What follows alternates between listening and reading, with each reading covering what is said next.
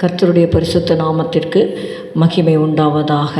இந்த காலை வழியிலே கர்த்தர் நம்மை ஒன்று கூட்டி சேர்த்தோட கிருபைக்காக கர்த்தரை நாம் ஸ்தோத்தரிப்போம். ஸ்தோத்திரம் ஸ்தோத்திரம், நல்லவரே ஸ்தோத்திரம், வல்லவரே ஸ்தோத்திரம். அப்பா, ரத்தத்தால் எங்களை கழுவும் ஆண்டவரே இயேசுவே.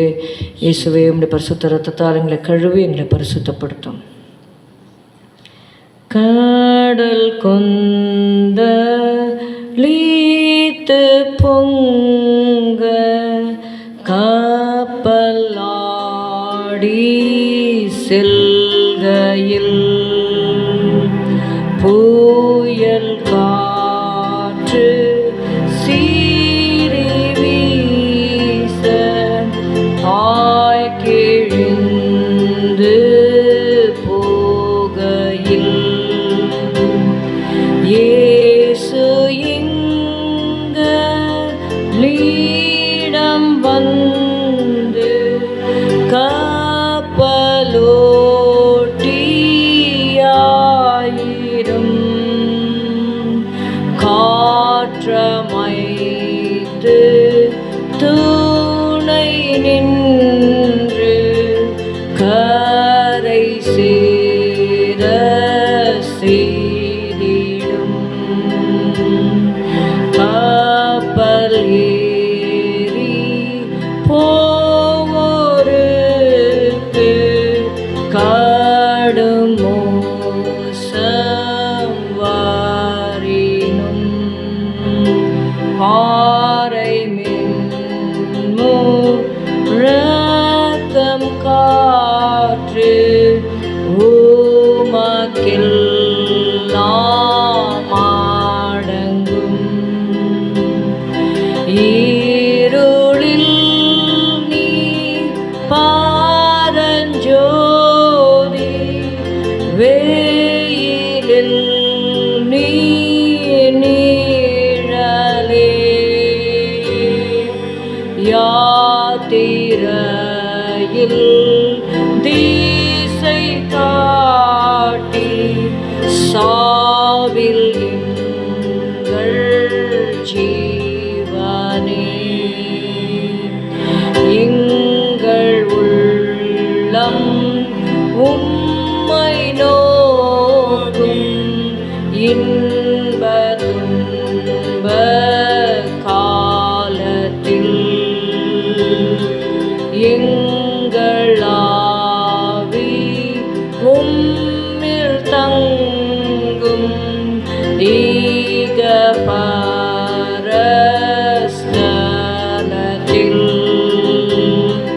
இயேசு எங்களிடம் வந்து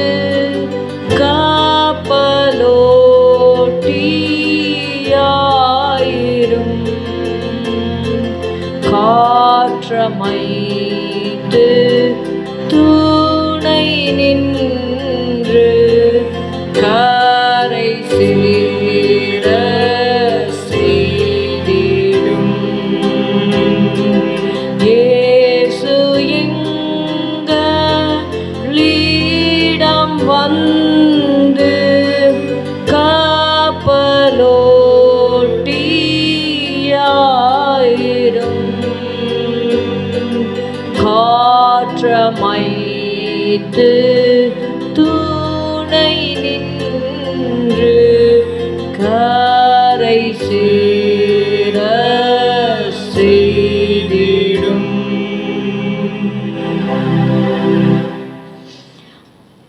எஸ்ரா 5வது அதிகாரம் 5வது வசனம். Let's turn our Bibles to Ezra chapter 5 and verse 5. ஆனாலும் இந்த செய்தி தரியுவினிடத்திற்கு போய் எட்டுகிற வரைக்கும் இவர்கள் யூதருடைய மூப்பரின் வேலையை தடுக்காதபடிக்கு அவர்களுடைய தேவனின் கண் அவர்கள் மேல் வைக்கப்பட்டிருந்தது. அப்பொழுது இதை குறித்து அவர்கள் சொன்ன மறுமொழியை கடிதத்தில் எழுதி அனுப்பினார்கள். But the eye of their God was upon the elders of the Jews, that they could not cause them to cease till the matter came to Darius. And then they returned answer by letter concerning this matter.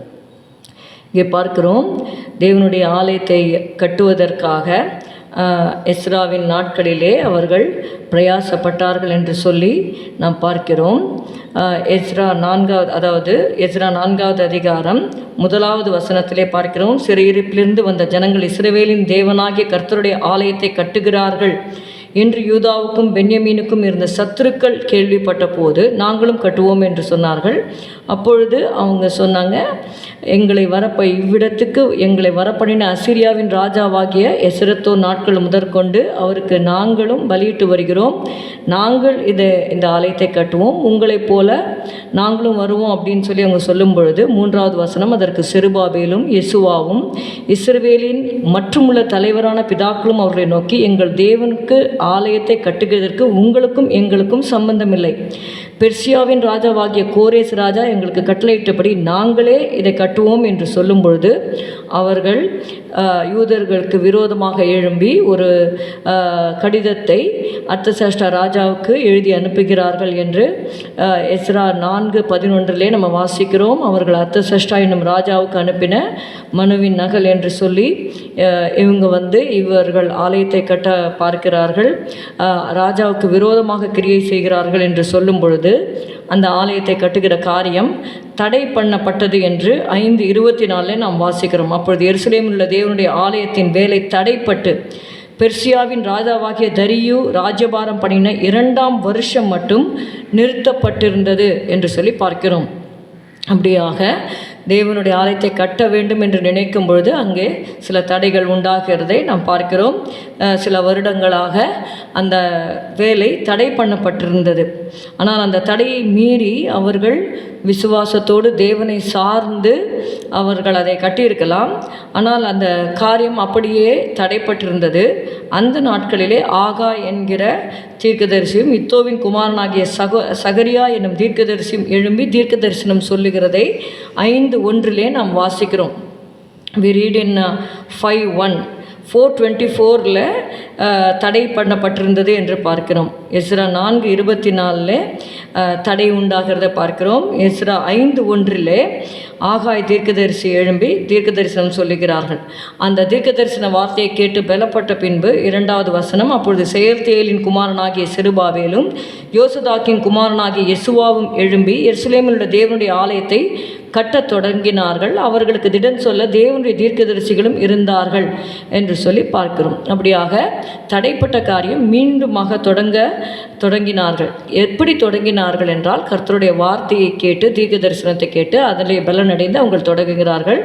3வது வசனம், அக்காலத்தில் நதிக்கு இப்புறத்தில் இருக்கிற நாடுகளுக்கு அதிபதியாகிய தத்னாய் என்பவனும் சேத்தார் பொஸ்னாயும் அவர்கள் வகையராகவும் அவரிடத்துக்கு வந்து, இந்த ஆலயத்தை கட்டவும் இந்த மதிலை எடுப்பிக்கவும் உங்களுக்கு கட்டளையிட்டவன் யார் என்று அவர்களை கேட்டார்கள். அப்பொழுது அதற்கு ஏற்ற உத்தரவையும் இந்த மாளிகையும் கட்டுகிற மனிதரின் நாமங்களையும் சொன்னோம்.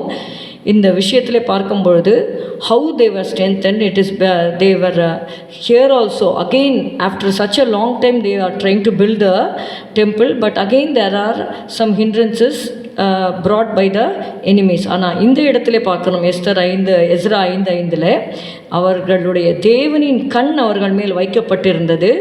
அப்பொழுது இதை குறித்து அவர்கள் சொன்ன மறுமொழியை கடிதத்தில் எழுதி அனுப்பினாங்க. அதில் சொல்கிறாங்க, கோரேஸ் ராஜா வந்து கட்ட சொன்னார் என்று சொல்லி அந்த ராஜாவுக்கு தெரியப்படுத்தி எழுதுகிறார்கள். இப்போது 2வது முறை தடை உண்டாகும் பொழுது நம்ம பார்க்கிறோம், எஸ்ரா 6:8 தேவனுடைய ஆலயத்தை யூதரின் மூப்பர் கட்டும் விஷயத்தில் நீங்கள் இந்த தரியு ராஜா எல்லாவற்றையும் வாசித்து அந்த தஸ்திராலையை சோதித்து பார்க்கும் பொழுது கோரேஸ் சொன்ன அந்த கடிதம் அவருக்கு அகப்பட்டு இப்போ பார்த்திங்கன்னா காரியம் அப்படியே மாறுதலாக முடிகிறது. 6:8 தேவனுடைய ஆலயத்தை யூதரின் மூப்பர் கட்டும் விஷயத்தில் நீங்கள் அவர்களுக்கு செய்யத்தக்கதாய் நம்மால் உண்டான கட்டளை என்னவென்றால், அந்த மனிதருக்கு தடை உண்டாகாதபடிக்கு நதிக்கு அப்புறத்தில் வாங்கப்படும் பகுதியாகிய ராஜாவின் திரவியத்திலே அவர்களுக்கு தாமதமில்லாமல் செல்லும் செலவு கொடுக்க வேண்டும் என்று சொல்லி கட்டளை பிறப்பிக்கப்பட்டதை நம்ம பார்க்கிறோம். மாத்திரமல்ல, 9வது வசனம், பரலோகத்தின் தேவனுக்கு சர்வாங்க தகன பலிகளை இட தேவையான இளம் காளைகள், ஆட்டுக்கடாக்கள், ஆட்டுக்குட்டிகள், கோதுமை, உப்பு, திராட்சரசம், எண்ணெய் முதலானவை தினம் அவர்கள் சொற்படி தாழ்ச்சி இல்லாமல் கொடுக்கப்பட கடவது. 10வது வசனம், எருசலேமில் இருக்கிற ஆசாரியர்கள் பரலோகத்தின் தேவனுக்கு சுகந்த வாசனையான பலிகளை செலுத்தி ராஜாவுக்கும் அவர் குமாரருக்கும் தீர்க்காயுசு உண்டாக மன்றாடும்படிக்கு இப்படி செய்யப்படுவதாக. ஒரு தேசத்திலே ஒரு ராஜா செழிப்பாக இருக்க வேண்டும், தீர்க்காயுசோடு இருக்க வேண்டும் என்றால் அதற்கு தேவனை நோக்கி விண்ணப்பம் செய்ய வேண்டும் என்பதை அந்த ராஜா அறிந்தபடியினாலே ஆலயத்தின் கட்டுமான பணிகளுக்கு தேவையான எல்லாவற்றையும் தாமதமின்றி தினம் தினம் கொடுக்க வேண்டும் என்று சொல்லி கட்டளை பிறப்பிக்கப்பட்டதை பார்க்கிறோம். நம்முடைய தேவன் தடைகளை உடைக்கிற தேவனாக இருக்கிறார். இது ஒரு லிட்ரலாக, அதாவது எழுத்தின்படியான ஆலயத்தை குறித்து அங்கே நாம் பார்த்தோம். புதிய ஏற்பாட்டிலே நாம் வாசிக்கும் பொழுது நாமே தேவனுடைய ஆலயமாக இருக்கிறோம். நம்முடைய ஆலயமாகிய நம்முடைய சரீரம் தேவனுடைய பரிசுத்த ஸ்தலமாக இருக்கும்படியாக பரிசுத்த ஆவியானவர் நம்மை கூட்டி கட்டி கொண்டு வருகிறார். We are the body of Christ. We are the temple of the living God. சரீரமாகிய சபையை தேவன் கட்டி கொண்டு வருகிறார். அதற்கு வருகிற தடைகளையும் தேவன் இவ்விதமாகவே தடைகளை உடைத்து நம்மை பரிசுத்தப்படுத்தி அவருடைய வருகைக்கென்று நம்மை ஆயத்தப்படுத்துவாராக. ஸ்தோத்திரம் அப்பா, உம்மை துதிக்கிறோம் ஆண்டவரே. எங்களை தாழ்த்தி உடைய கருத்தில் ஒப்பு கொடுக்கிறோம் ஆண்டவரே. நீர் தடைகளை உடைக்கிறவராக இருக்கிறீர். நாங்கள் பாடினது போல நீரே எங்களுக்கு கப்பலோட்டியாக இருந்து எங்களுடைய வாழ்க்கையின் சுக்கானை உம்முடைய கருத்தில் ஒப்பு கொடுக்கிறோம். நீரே எங்களை நடத்தும்படி ஆண்டவரே எங்களுடைய ஆவி, ஆத்துமா, சரீரத்தை ஒப்பு கொடுக்கிறோம். இயேசுவின் நாமத்தில் பிதாவே, ஆமேன். என் ஆத்துமாவே கர்த்தரை ஸ்தோத்திரி, என் முழு உள்ளமே உடைய பரிசுத்த நாமத்தை ஸ்தோத்திரி. என் ஆத்துமாவே கர்த்தரை ஸ்தோத்திரி, கர்த்தர் செய்த சகல உபகாரங்களையும் மறவாதே. Good morning. Have a good day. God bless you.